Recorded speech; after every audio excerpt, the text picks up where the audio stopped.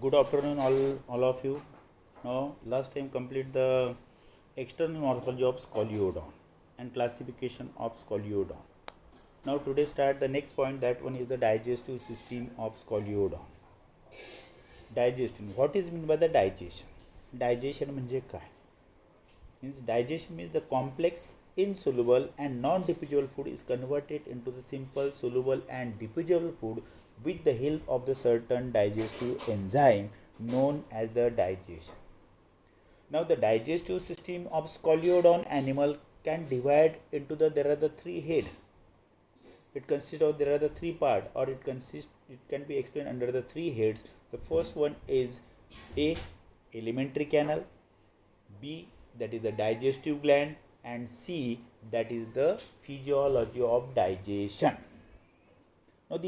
Now today explain the first point, that is the capital A, that is the alimentary canal of scoliodon. Now in scoliodon animal, the alimentary canal is present.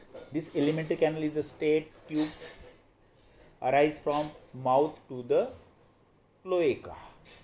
Means the alimentary canal of the scoliodon animal which are present in entire body of that animal, which start from mouth to the cloaca. And this alimentary canal of the scoliodon animal consists of the mouth, buccal cavity, pharynx, esophagus, stomach, intestine, rectum, and rectum can open toward the outer side through the cloaca. Now the detail about the different part of the alimentary canal. The first part, that is the mouth. The mouth is present on ventral side of the head region. Means in scoliodon animal, the mouth which is present on the ventral side of the head region, खालच्या बाजूला राहते, which is the crescentic mouth. Crescentic means खाचेसारखं राहते. And this mouth which can be bounded by the two jaws, that is the upper jaw and the lower jaw. Both the jaws are movable and it provides the teeth. Means in upper jaw also there is the presence of the teeth, in lower jaw also presence of the teeth. And all these teeth, which are similar in shape, size and structure, also functionally which are the same. Therefore that type of the teeth is known as the homodont teeth. Homo means same, teeth means teeth. All teeth are similar in shape and size, and functionally it is also same, therefore homodont teeth. Now the teeth of scoliodon animal is the polyphygodont condition. Another condition is the polyphygodont condition. Polyphygodont condition means the old teeth is replaced by the new teeth for a several time in a life, and that is known as the polyphygodont condition. Now in concern to the human being, that is the diphygodont condition. Diphygodont condition means in throughout the life of this human being, only there are the two set of the teeth can be developed. One is the milk teeth set and another one is the permanent teeth set. But in concern to this scoliodon animal, the old teeth which can replaced by the new teeth for a several time in a life, therefore it is condition is the polyphygodont condition. The teeth of scoliodon animal do not use for the mastication. Mastication means the large particle of the food is converted into the smaller particles, crushing the foods, and that is known as the mastication. But the teeth of scoliodon animal do not take part in the mastication of the foods, only used for to catch the prey and do not escape the prey from buccal cavity to the outer side. म्हणजे भक्ष्याला पकडणे आणि एकदा त्याला तोंडात टाकल्यानंतर त्याच्या तोंडातून बाहेर न जाऊ देण्याचं काम करणार टीथ. त्याला बारीक करण्याकरिता, क्रश करण्यासाठी ते दात उपयोगात होणार नाहीत. Now this jaws we can open into the buccal cavity. What is the buccal cavity? Buccal cavity means the space in between the upper jaw and the lower jaw, that is known as the buccal cavity. Internally it is lined by the mucous membrane. There is a presence of the mucous fold in the form of the tongue, and this buccal cavity which can open to the posterior part of the mouth, that is known as the pharynx. But in buccal cavity and the pharynx, there is no clear-cut demarcation. This one is the buccal cavity and this one is the pharynx. Both pharynx as well as the buccal cavity interlined by the mucous membrane. That mucous membrane used for to secrete the mucous substance. In mucous substance, there is the presence of the mucin substance. That mucin substance, which is the sticky substance, slippery substance, we can use for to lubricate the food and food passage. But in buccal cavity of that animal, the salivary glands are absent. Salivary glands are absent. Means the teeth do not take part in digestion.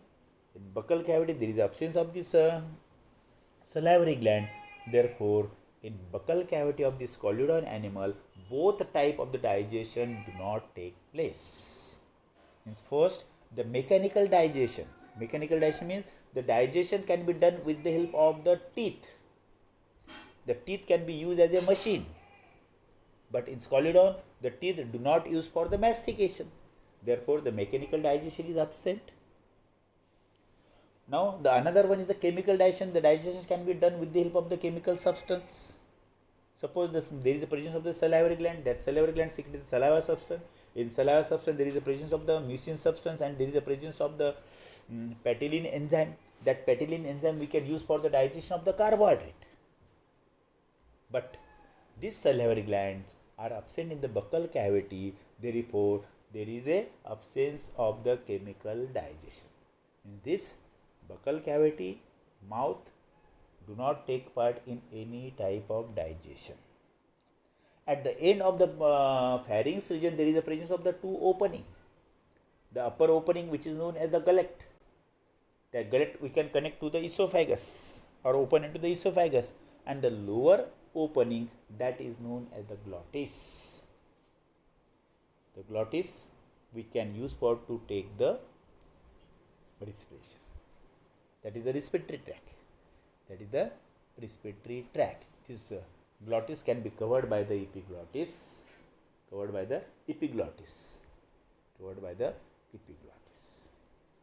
Now, then this pharynx can open into the esophagus through a small upper opening, and that opening is known as the gullet. The esophagus is the small, thick wall, muscular tube internally lined by the mucous membrane, but in mucous membrane there is absence of the digestive gland. Therefore, the esophagus do not take part in any type of digestion. But at the end of the esophagus, there is the presence of the small hook-like structure. That hook-like structure is known as the esophageal wall. This esophageal wall we can use for to prevent the entry of the water inside the stomach at the time of the respiration. Because in Scoliodon is the aquatic animal, the aquatic respiration can be done. The mouth, buccal cavity and the pharynx is the common passage for the digestion as well as the respiration. There at the time of the respiration, the water can be entrance into the mouth to the pharynx, and from pharynx to the gills pouches. But this water do not enter into the stomach due to close the esophagus through the esophageal wall. And lastly, the esophagus can open into a large thick wall bag-like J-shaped structure, and that J-shaped structure is known as the stomach.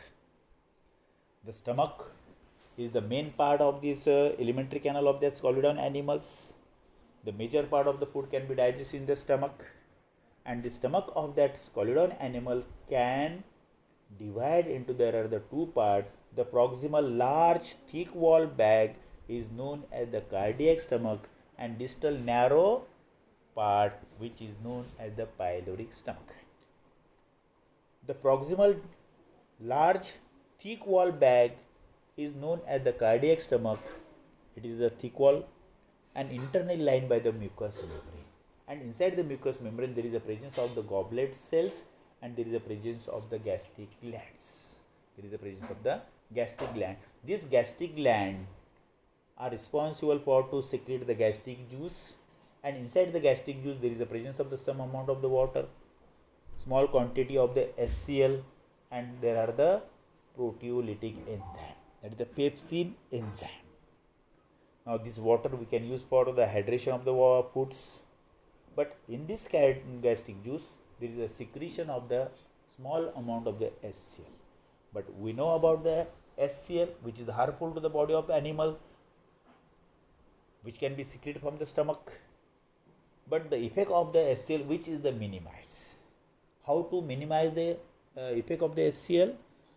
Now the secretion of the HCl, which can depend on the how much food enters into the stomach. Small quantity of the food is entrance into the stomach. At that time, the secretion of the HCl is the less.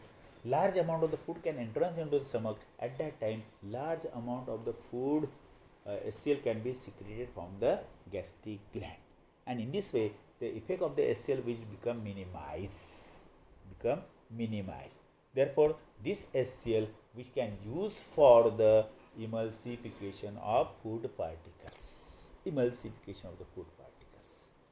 And now this gastric juice contain the HCl. Therefore, the HCl we can use for to give the nature of the food is the acidic foods. Because this acid can be mixed into the food.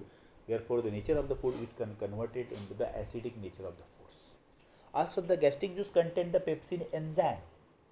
This pepsin enzyme we can use for the digestion of the protein.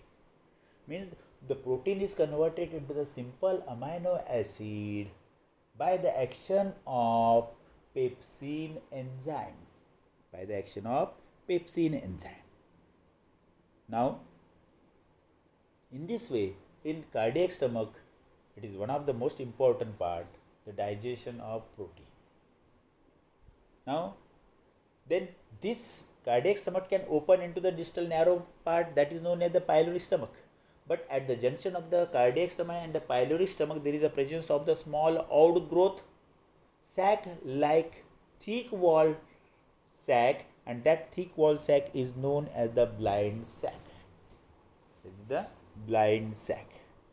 And at the end of this, or at the junction of this cardiac stomach and the pyloric stomach, also there is the presence of the two hook-like structure, and that is known as the cardiac wall. And this cardiac wall we can use for to prevent the entry of food from cardiac stomach to the pyloric stomach at the time of cardiac food digestion. And then this semi-digested food we can pass into the pyloric stomach due to the peristalsis movement of the cardiac stomach. Means that is the contraction and the relaxation of the wall of the cardiac stomach, and the food can pass into the pyloric stomach. Now the pyloric stomach, it is the narrow distal part of the stomach, that is known as the pyloric stomach. Now it is a thin wall and internally lined by the mucous membrane, but inside the mucous membrane there is no any type of digestive gland. Therefore, this pyloric stomach do not take part in any type of digestion, only used for to stimulate the pancreas for more secretion of pancreatic juice.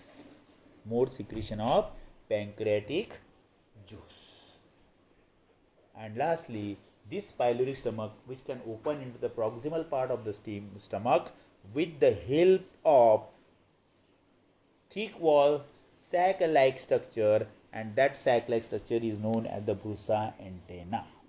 Means through the Brussa antenna, this pyloric stomach which can open into the intestine. Now the next one is the intestine. Now the intestine of that animal is the thin wall muscular tube, which is the elongated straight tube, and differentiated into the proximal part is the small intestine and distal part is the large intestine. Now internally intestine, which is lined by the mucous membrane. Which is made up by the mucous membrane, and this mucous membrane one wall of the mucous membrane, we can attach to the one end of the intestine and another end of the mucous membrane, which is roll up itself near about 2.5 turn in anti-clockwise direction. In anti-clockwise direction, and then to form the spring-like structure or the coil-like structure, and that coil-like structure is known as the scroll wall. That is known as scroll wall. Now, what is the use of the scroll wall? Actually, the intestine we can use for the absorption of the digested food. Means after completion of the digestion, this digested food which become absorbed by the intestine. Therefore, this scroll wall we can use for to increase the expansion area of the intestine. Increase the absorption area of intestine. Second one is to prevent the fast movement of food through the intestine. Through the intestine. Means the food stay for a longer time in the intestine, which can use for the more amount of the digested food which become absorbed by the intestine.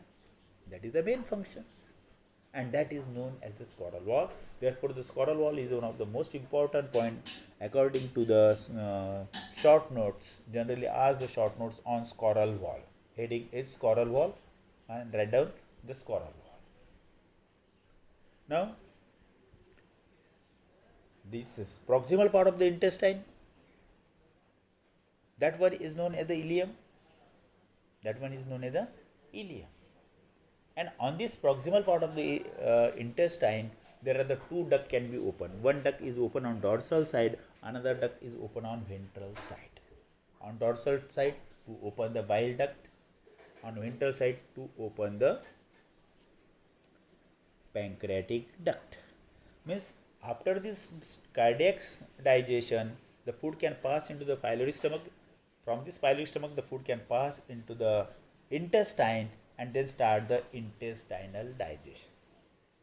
Actually, inside the mucous membrane of the intestine do not present the intestinal gland, do not secrete any type of the digestive juice.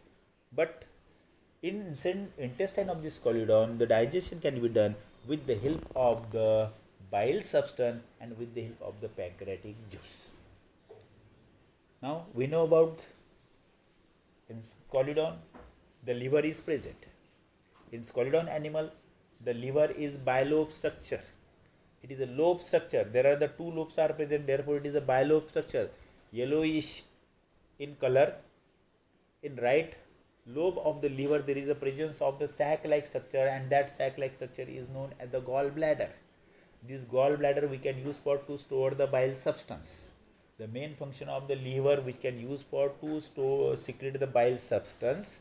That bile substance we can collect with the help of the hepatic ducts and stored into the gallbladder. On the lower side of the gallbladder to arise the duct, that duct is known as the bile duct, and then this bile duct we can open on dorsal side of the proximal part of intestine.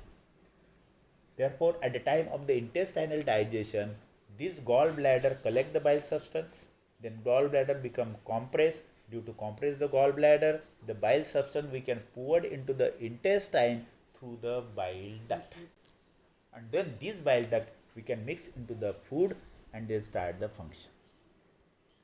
Therefore, the bile substance we can first function we can use for the acidic nature of the food is converted into the alkaline nature of the foods, which is essential for the proper action of the pancreatic juice. Now, the bile substance which is the dark greenish in colors, thick in natures, and dark green in color and alkaline in nature. That type of the substance we can mix into the food. Therefore, the food we can convert into the alkaline in nature. Alkaline in nature. Second, this bile substance we can use for the emulsification of the fats. Means the large particle of the fats is converted into the smaller particle of the fats. And on ventral side there is a presence of the pancreatic ducts. Now at the junction of this cardiac stomach and the pyloric stomach, there is the presence of the small leaf-like thin wall sac-like structure, and that is known as the pancreas. That is known as the pancreas. Now, the pancreas is one of the most important gland due to its dwell in nature, because the some part of the pancreas which is the exocrine in nature, the some part of the pancreas which is the endocrine in nature. Therefore, exocrine nature means exocrine glands. We know about the exocrine gland and endocrine gland. What is the difference between the exocrine gland and the endocrine gland? Exocrine gland means the gland secrete the enzyme and it's having the duct. That is the exocrine gland. Endocrine gland means it is the ductless glands. त्याला duct नाही राहणार, tube राहणार नाही, and it secrete the hormones. That is the endocrine gland. But this exocrine part and endocrine gland, both the part which are present in the pancreas, therefore it is the dwell in nature. It secrete the enzyme, it secrete the hormones. Therefore it is the importance. Histologically, the pancreas having the several number of the pancreatic acini. In center of the pancreatic acini having the pancreatic duct.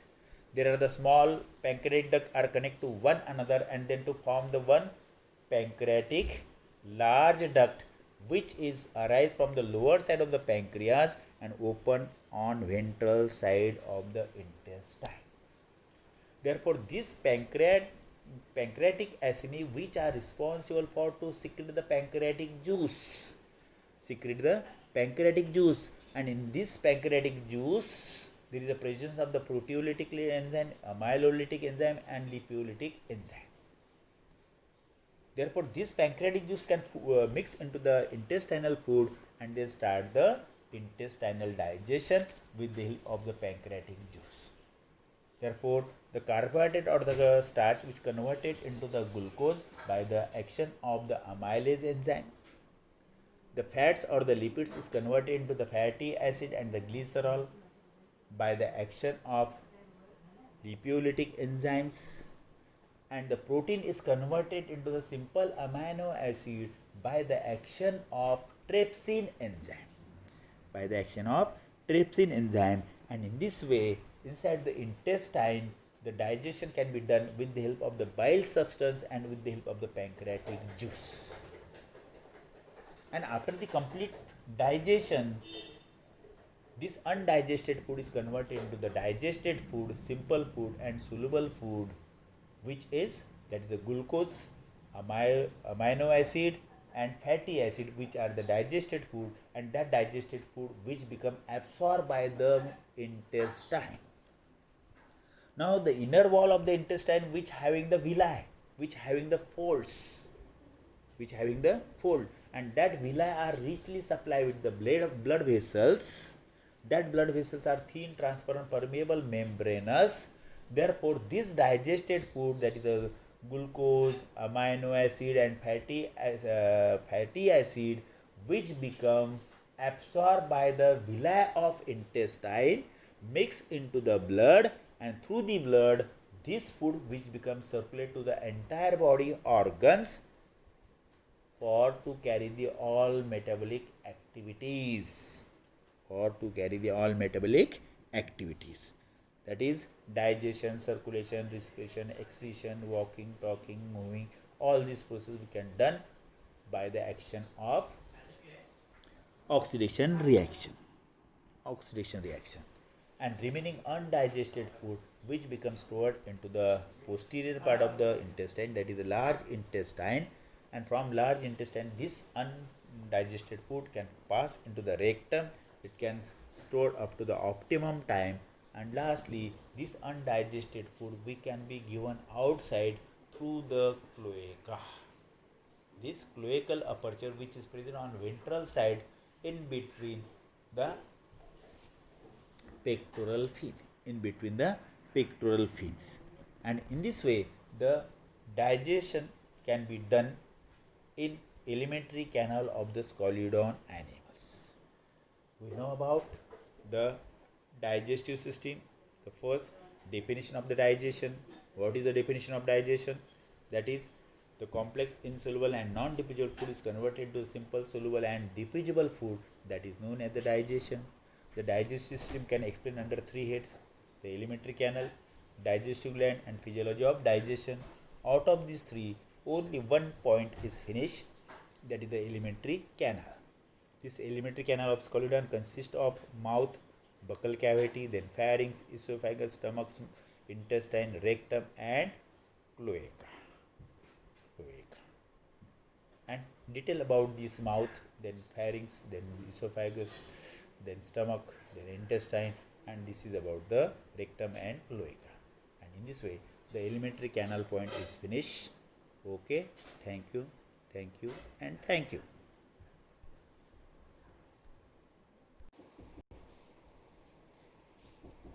बाहेरून बंद केलं का?